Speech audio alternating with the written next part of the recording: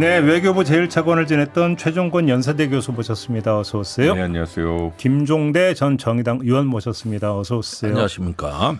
육군 병장 출신 김종대 국방장관 카드는 날아갔습니다. 그거는 육군 방위병 출신 일병이 잘해놓으면 네. 나중에는 그 병장이 이제 본무대 갈 수 있기 때문에 성공하길 바랍니다. 그래야 이제 초석을 다져놓으면. 예, 그런데 가가지고 잘 못하시면은 이제 영원히 희망이 없는 거고 잘하면 네. 그러면 또 우리한테도 미래가 있는 것이죠. 네. 더 이상은 안 여쭤보겠습니다. 네. 이란으로 가겠습니다. 예. 일단 이란과 이스라엘은 완전 휴전을 한 걸라고 봐도 되는 겁니까? 아닌 겁니까? 어떻게 봐야 되는 겁니까 이게? 근데 이제 그저께 트럼프가 처음에 이 휴전을 발표할 때 상당히 이상한 발표를 했습니다. 그 이란이 먼저 휴전을 발표하고 12시간 후에 이스라엘이 발표한다 이랬거든요. 저도 그 희한하더라고요. 나는 이런 휴전은 처음 봤는데 네. 예를 들어서 몇 월 며칠 몇 시부로 양측은 휴전한다 이런 합의나 종전은 본 적이 있지만 그러니까. 한쪽만 휴전하고 12시간 후에 이스라엘이 휴전한다는 건 해괴망측한 이거는 뭐냐 하면은 권투 선수가 싸우다가 공이 울리면은 각자 돌아가야 되거든요.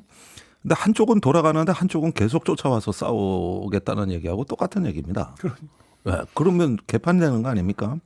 네, 그런데 이 합의 자체는 너무 이상하고 조금 뭔가가 있지 않는가 했는데 어제 이스라엘 태도를 보면은 국제사회나 트럼프 압력에 밀려가지고 마지못해서 휴전에 응하는 것로 돼 있지만 여전히 이란에 대한 어떤 그 휴전 위반과 또 정권과 인프라 공격은 계속한다는 결의를 또 내놨거든요. 그럼 완전 휴전은 아닌 거잖아요. 그러면 이건 저는 이게 왜 휴전이냐, 무슨 휴전이 이러냐는 거죠. 그러니까. 이게 어떻게 휴전일 수가 있느냐. 그러니까. 예, 그래서 이거는 그 트럼프가 임시 어떤 방편 내지는 봉합책을 내놓은 것인데 지금 그걸 보고 네타냐후는 또 허점을 파고들는 형국이다.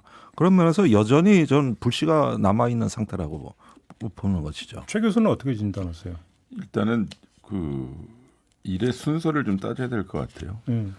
미국이 이란의 세계 핵시설에 대한 전격적인 폭격 이후에 또 이란은 나름대로 카타르에 있는 미 공군 기지에 미사일을 발사하면서 보복의 형식을 취했으나 다 알려줬다. 미국에다 알려줬고 카타르에도 알려줬다는 거예요.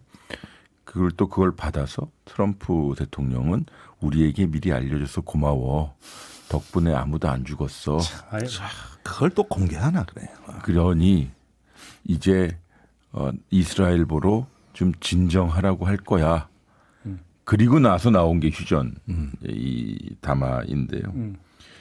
첫 번째는 정치적 선언으로 보여요. 말씀하셨듯이 트럼프 대통령은 양측이 12시간씩 순차적으로 휴전을 하고 24시간이 경과하면 12일 전쟁이 종료된다라고 했는데 이스라엘과 이란의 요번에 교전을 12일 전쟁이라고 본인이 명한 거예요.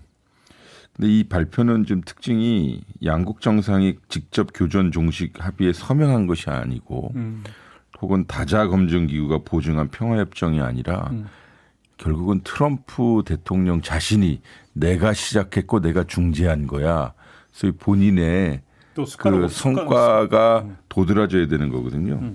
근데 이거 간단히 보면 안 돼요. 왜냐하면 왜 순차적으로 했느냐, 즉 왜 12시간을 뒀느냐라는 것은 저 나름대로 의미가 있다고 봐요. 어떻게? 일단 이란이 12시간씩 순차적으로 휴전하라고 하는 그 내용을 들여다보니까 일단 이란이 먼저 발사를 중단해라. 근데 이란이 받았어요. 그리고 이스라엘이 응답해라.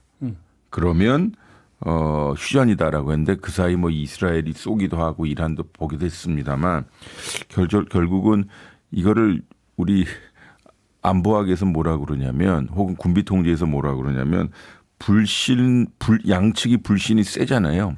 그래서 관리형 중단이라고 해요. 영어로 쿨 오프라고 하는데 관리형 중단? 예.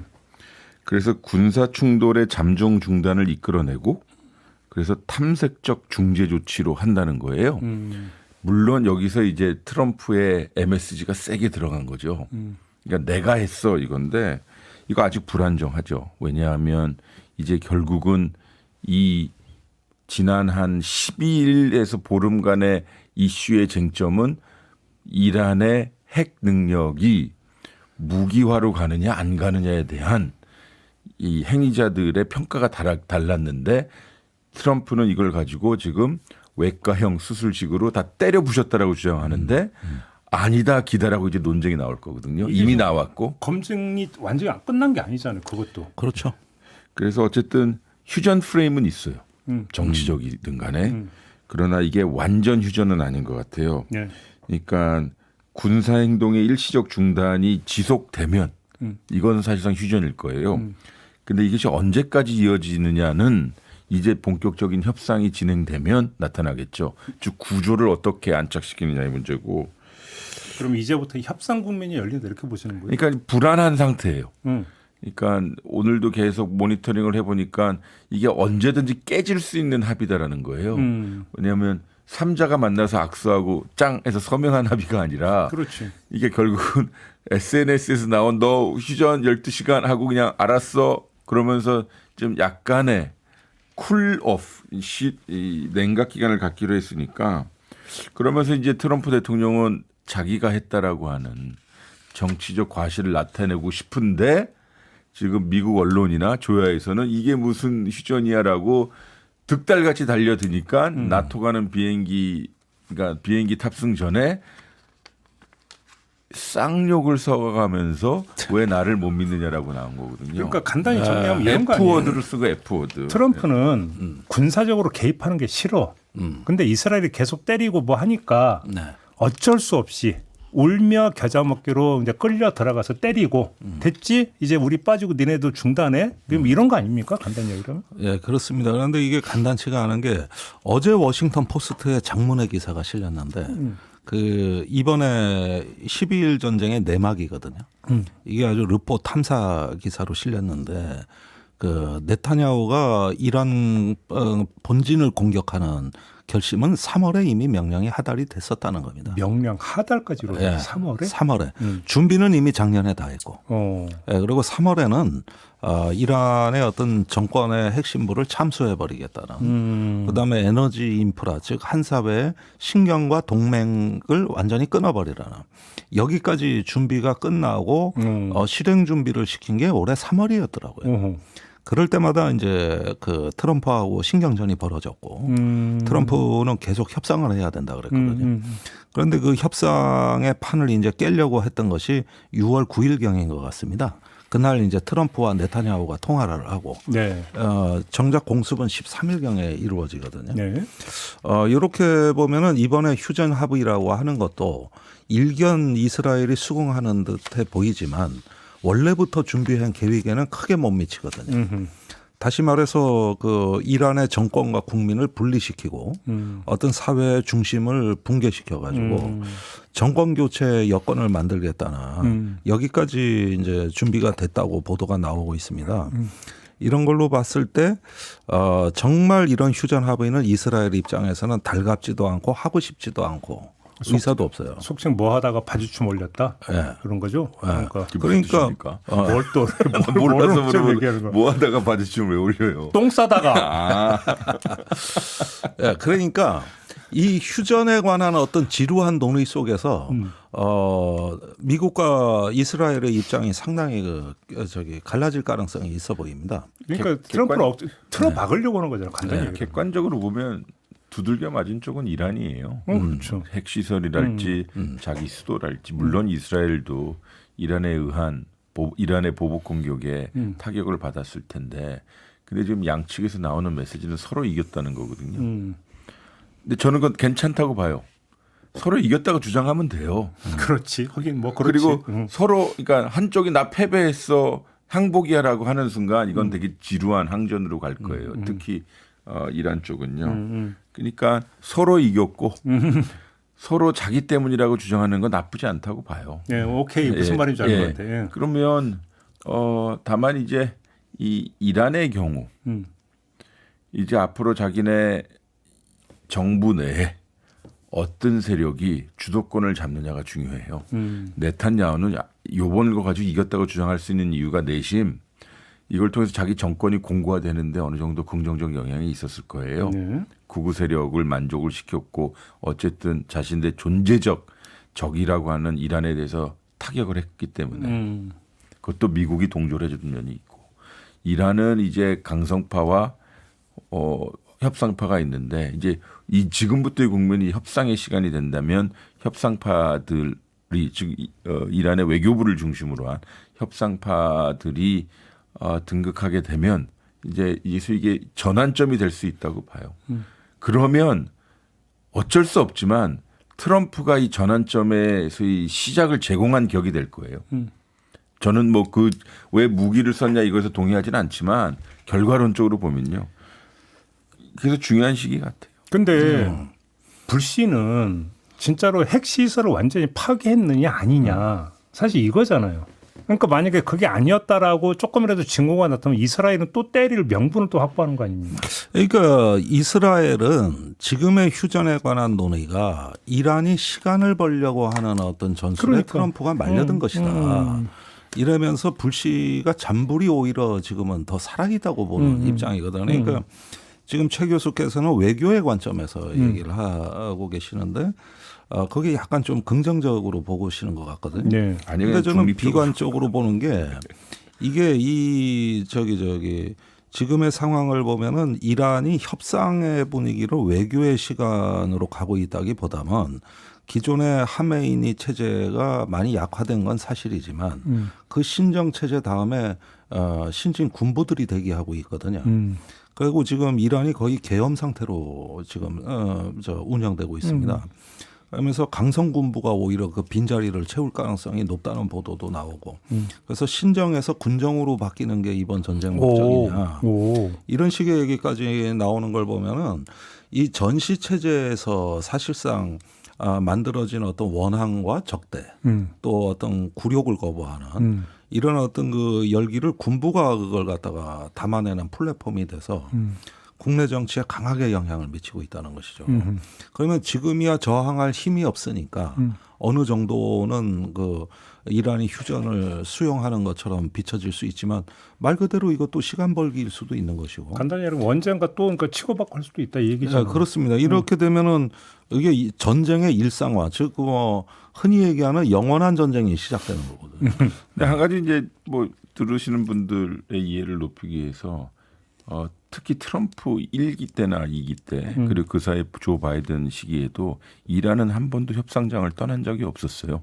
그렇죠. 그러니까 이 근자에도 5번이나 미국과 협상을 했었던 것이고 이스라엘한테 두들겨 맞았지만 유럽 국들하고 E3라고 하는데 영불독 국가들하고도 협상을 했어요. 그리고 나서 이제 미국한테 두들겨 맞은 거예요. 그러니까 제 말은 무슨 뜻이냐면 협상파라고 하는 지금 이란의 행정부가 개혁파이니 그들이 주도권을 잡을 수 있는 열린 공간이 펼쳐지기 위해서라도 아마 미국이나 특히 국제사회에 소위 지원이 좀 필요하겠죠. 아니 근데 저는 하나 단순한 궁금증인데 자, 협상 국면이 열린다고 쳐요. 근데 뭘 갖고 협상을 해? 왜 이 질문을 드리냐면 트럼프의 주장에 따르면 핵시설 다 파괴했다는 거 아니야. 그러면 야 니네 핵 개발하면 안 돼. 핵시설 다 해체해. 그러니까 협상 의제가 될 이유도 없고 될 필요도 없는 거잖아요. 두 가지 점인데요. 그죠? 이제 이란의 핵과 관련해서는 세 개의 이제 관점이 있어요. 행위자들이 이란의 입장에서 보면 내가 NPT 회원국이니 비확산 체제 회원국이니 여타 다른 나라들처럼 즉 평화적 핵 이용권, 즉 이걸 이용해서 발전을 하거나 의학용을 쓸 수 있게 전홍축 우라늄을 만들게 해줘라는 거예요. 그건 어느 나라도 다 인정이 되어 있는 건데 이스라엘은 그거 절대 안 돼. 너희를 믿을 수가 없어. 이런 거예요. 이게 사실 북한에 대한 함의도 있고요. 근데 지금 트럼프는 그래 그 정도는 괜찮지 않아? 그래서 요거에서 이 농축 우라늄의 권리를 갖게 하느냐 안 하느냐가 쟁점이에요. 두 번째는 이제 검증의 문제인데요. 요번에 이 군사력을 이스라엘과 미국이 동원해서 세계 핵시설을 이제 파괴했다고 주장하는 건데 이게 소위 이제 믹스드 그러니까 여러 혼재된 이야기들이 나와요. 트럼프 대통령 완전히 파괴했다라고 주장을 하지만 네. 이란은 아니야, 우리 아직 남아 있어, 혹은 뭐 핵물질 옮겼어라고 주장하기도 하고, 그렇죠. IAEA는 잘은 모르겠다, 방사능 수치도 별로 없고, 또 진동이 많았을 테니 원심 분리기 같은 건 진동에 민감해서 좀 타격은 있었을 텐데 들어가서 직접 눈으로 봐야 된다. 아직 시간이 필요하다라고 하고, 근데 이 간밤에 워싱턴 포스트에 미국 국방정보국에 나온 그 리포트, 리크성 기사인데 완파가 되지 않았다라고 보고하는 거예요. 미국 정보국에서. 그러니까 나탄즈, 포르도, 이스파한 등 주요 핵시설들이 완전히 파괴되지 않았고 몇 달 정도의 지연 효과만 주었다라고 했어요. 그러니까 애시당초 트럼프는 신중만 하고 그냥 빠지는 게 가장 기본 모드였다고 봐야 되는. 예, 근데 봐야 될 거예요. 왜냐하면 포르도 같은 경우는 지하 8에서 90m라고 하니까 벙커버스터는 뭐 한 30에서 40m 들어갔을 텐데 이게 완파를 시켰느냐, 이건 좀 봐야겠죠. 아니 그런데 그 평화적 핵이용을 보장한 게 오바마 때 한 포괄적 행동 계획, 미국 이스라엘 합의 내용이 바로 그 내용입니다. 맞아요. 예, 그리고 이게 이스라엘한테는 절대로 수용할 수 없는 합의였던 것이죠. 근데 이번에 올 6월에 트럼프 얘기는 뭐냐면은 그 오바마 때 합의들 다 뒤집어 엎어서 모든 핵 활동을 금지하라고 한 것이고, 이건 이란으로서는 받아들일 수 없는 내용입니다. 그게 6월 초에 그 협상 결렬의 내용이거든요. 근데 이거는 아무리 협상을 한다 하더라도 네. 모든 핵 활동을 중지하라는 거는 저는 받아들일 가능성이 별로 없다. 그런데 이게 또 이스라엘의 요구기도 하다는 말이죠. 그러면은 어떤 합의도 지금까지 된 적이 없고 협상이라는 것은 결국은 어떤 그 오바마의 그 행동 계획으로 돌아가는 것 외에는 전 대안이 없다고 보거든요. 맞아요. 네. 이게 결국은 이상하죠. 가만히 따지고 보면. 그러니까. NPT 체제 안에 여전히 있는 건 이란이에요. 근데 이스라엘은 NPT 체제 밖에 있어요. 그리고 비밀리에 핵을 개발했고 공교령이 핵국가인데 소위 그 지역에서의 핵 독점권을 이란의 핵 개발로 인해서 뺏길까 봐 선제 공격을 한 케이스거든요. 그러니까 어제 조세뷴 주한 미 대사대리가 그 세미나에 가서 기자들로부터 이런 질문을 받았대요. 아니 북한은 핵 개발까지 했는데 놔두고 이란은 국제 원자력기구 사찰까지 받았는데 폭격하고 이거 어떻게 보십니까? 그랬더니 조세뷴이 세상은 원래 불공평한 거다. 라고 대답을 했다. 되게 솔직하지 않아요? 아니 뭐 솔직한 건 좋은데 네. 이게 지금 이런 상황이라 보면 말이죠. 네. 저는 핵협상으로 되돌아갈 가능성이 별로 없고 트럼프가 그 요구사항에 관해서는 이스라엘 입장을 대변한다면은 제가 보기에는 이거는 어떤 그 국가의 레짐 체인지, 즉 어떤 정권 교체로 가는 시나리오는 점점 더 강화된다고 봅니다. 왜냐? 일단은 이스라엘이 이 6월 13일 날 왜 공습을 했냐 하면은 어쩌면 이 핵협상이 성사될 수도 있다는 가능성 때문이었어요. 그러니까 미국하고 이란이 협상이 성사가 잘 되면 이란이 인구가 9천만이고 자원 부국인데 이게 저기 말하자면 어떤 거 중동의 강자로 성장하고 발전할 가능성이 있는 국가란 말이죠. 오히려 이 시나리오가 이스라엘한테는 더 두려웠던 거 아닙니까? 근데 지금 두 분의 말씀을 보니까 약간의 이제 차이가 있으니까 이제 우리 김종대 의원님은 상황이 더 악화될 소지가 있다.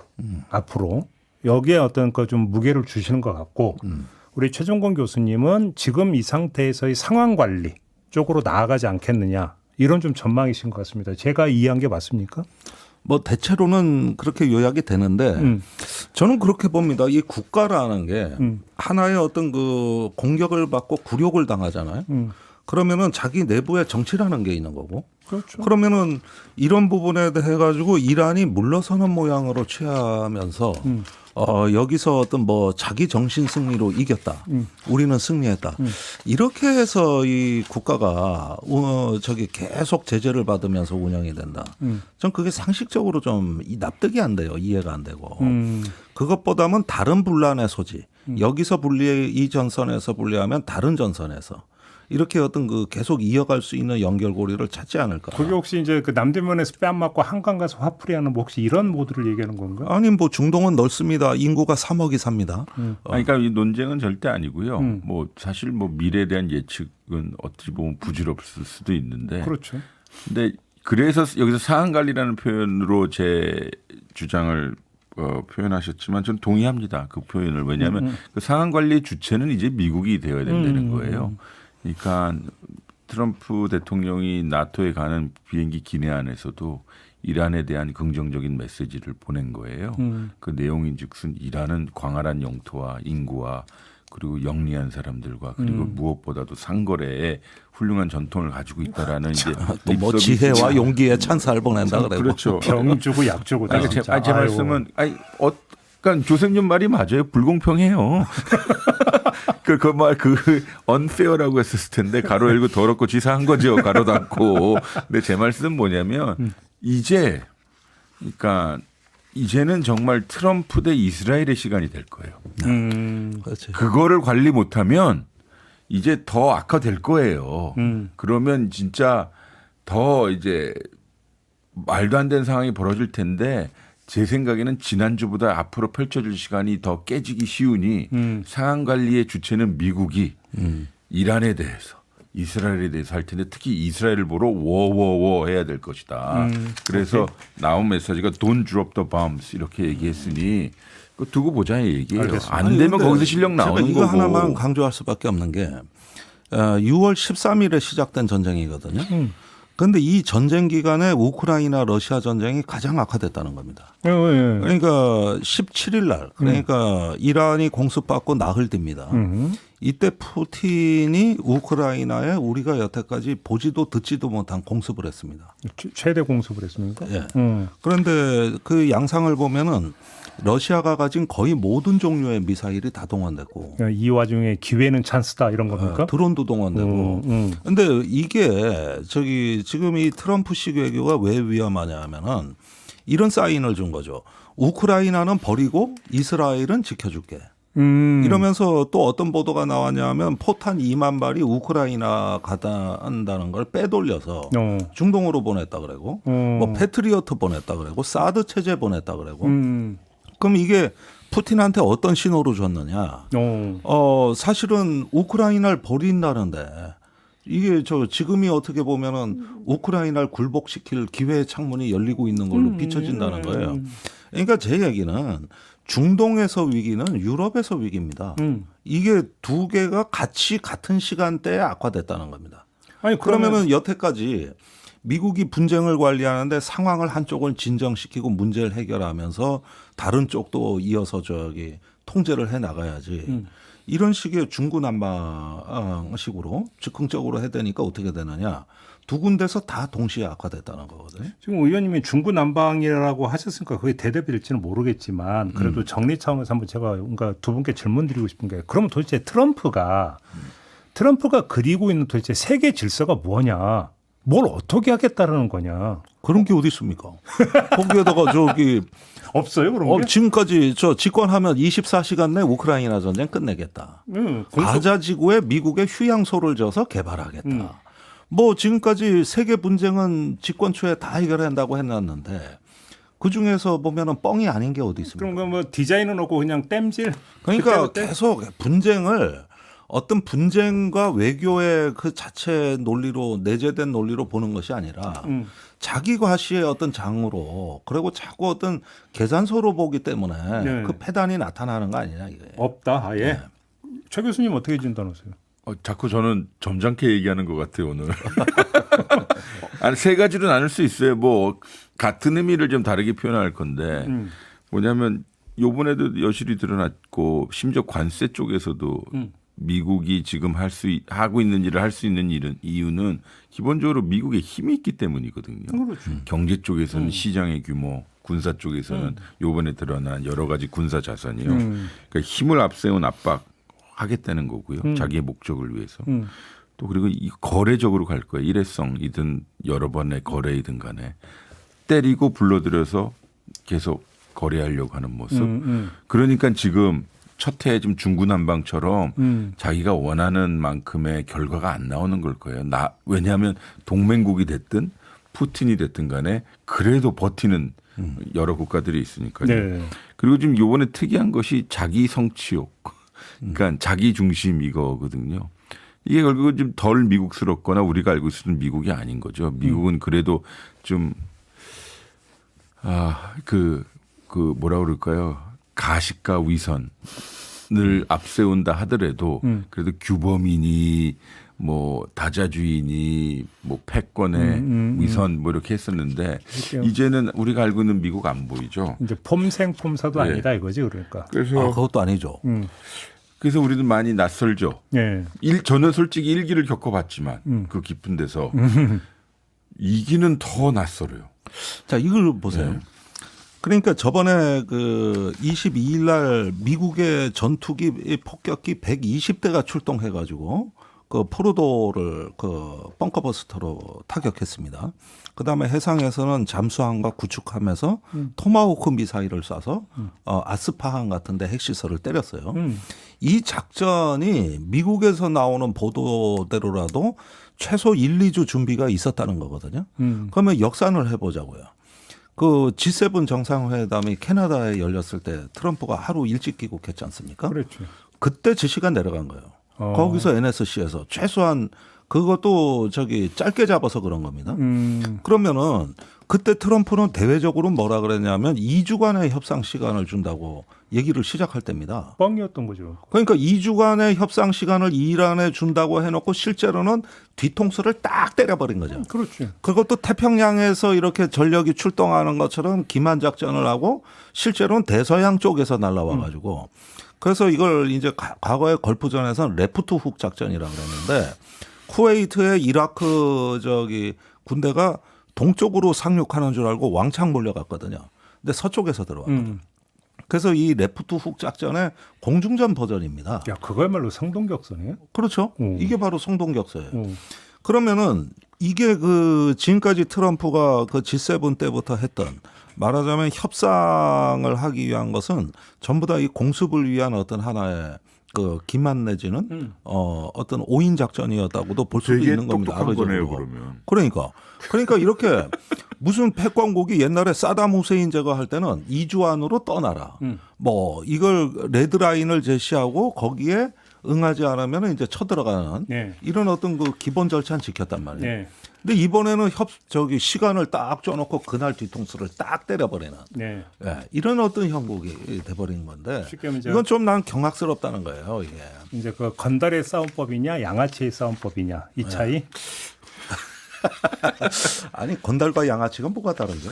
다 그 세계에서는 엄청 다르대요. 그러니까 그게. 도가 있냐 없냐 그렇지. 이거지. 그쪽 세상 이야기는 잘 몰라서. 워낙 모범생으로 살아왔어. 오늘 왜 이러실까 교수님께서? 맨날 월요일날 하다가 수요일날 하니까 힘드네.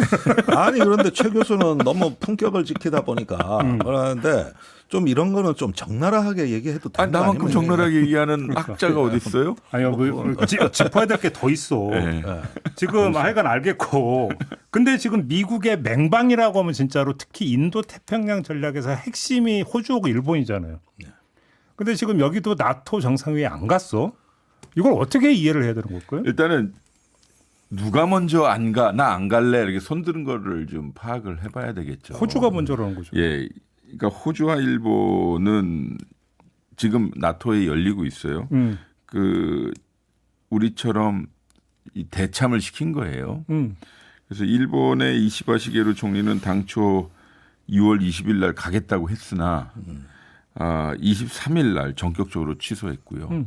호주 총리도 보도의 시점을 보면 같은 날 부총리, 그러니까 국방장관을 대참시킨다고 한 거예요. 특히 호주 언론의 이 배경, 이 백부를 보니까 일단은 두 지점에서 미국 이거 안 되겠네라고 했다는 거예요. 하나는 우리가 지금 방금 이야기했던 G7 계기에 아니 그 아무리 급해도 나 같은 맹방 오코스 회원인 호주와의 그 정상회담을 취소하고 떠나버려? 이거에 대해서 알베니 총리가 조금 빈정상했다. 예. 그리고 두 번째는 그 전에 G7 전에 그러니까 호주에다 대고 국방비를 증액시키라고 하니 이 호주 알베니 총리가 호주 국방비는 호주가 결정해 라고 받아버린 거예요. 오, 줏대 있다. 네, 그러는 상황에서 중동 사안이 있든 없든 간에 만나봤자 청구서만 나와. 만나봤자라는 생각이 들었던 거래요. 이 호주의 예. 이 이야기는 일본도 마찬가지입니다. 그렇죠. 지금 아시다시피 우리 요새 일본 이야기 많이 했지만은 아니 내가 지금 1점 몇 % 방위비 내다가 아직 국방비 내는데 2%로 늘려주겠다고 2배 이상 세게 했는데 내가 더 늘려 해서 5% 3.75 늘리라고 하니까 이시바 총리가 어디까지 이시바가 이시영가 된 거죠. 네, 역시 이제 같은 대회에 합류했어 지금. 그래서 이 양반도 똑같이 얘기해. 일본의 방위비는 일본이 결정하는 것이라고 반박하면서 뭐라 그러냐면 미국 대통령 만나서 조잡한 논의를 할 생각은 없다. 그런 표현을 썼어요? 네. 오, 이건 제가 직접 따온 거고요. 오. 그러면서 지침을 하나 내립니다. 7월 1일 날 예정되었던 미국과 일본 간에서의 2+2 회담, 통상 아니 외교 국방 장관 회담을 취소시킵니다. 오, 맞아. 이쯤 되면 우리나라 언론에서는 동맹을 포기한 예? 좌익 대통령, 좌익 지도부라고 하지 않겠어요? 자주파의 어떤 망동 이렇게 되겠죠. 그렇죠. 그치? 그러니까 제 말씀은 방금 우리 사회자님께서 표현하셨듯이 둘이 다 맹방이거든요. 그러니까. 근데 이번에 트럼프 대통령의 이 방위비 압박 이런 것에서 되게 불공평하게 생각하는 거예요. 쉽게 하면 이 정도면 거의 반기를 들었다고 봐도 되는 거예요. 그런데 그게 5%라는 게 뭐냐면은 일본의 이제 GDP 5%를 우리 돈으로 방위비를 환산해 보니까 250조 원입니다. 그러니까. 250조 원이고 한국에 적용하잖아요. 그러면은 140조 원 정도 될 겁니다. 지금 60조 넘으니까요. 2.8%. 아니 이제 올해 예산안 맞던데. 제출되는 걸로 봐서 70조라고 보고 거의 140조 근데 정도 돼요. 그렇게 늘려서 뭐 하라는 거예요? 미국 무기 사라는 얘기예요? 그 얘기는? 물론이죠. 그 미국 얘기- 무기 그 사고 얘기는 또 미국을 뒷받침하는 거. 근데 이게 나토에도 동일한 요구가 가 있어요. 그렇지. 그러니까 나토가 지금 돈이 없다고. 유럽 국가들이 지금 근데 재정이 압박이에요. 나토에서는 5% 내겠다고 합의했고 했어요? 이제 결과로 이제 이 나토 회의 결과물을 보고 보도가 된다라 이제 발표를 한다라는 보고가 있었고 영국은 이제 5% 하겠다는 거예요.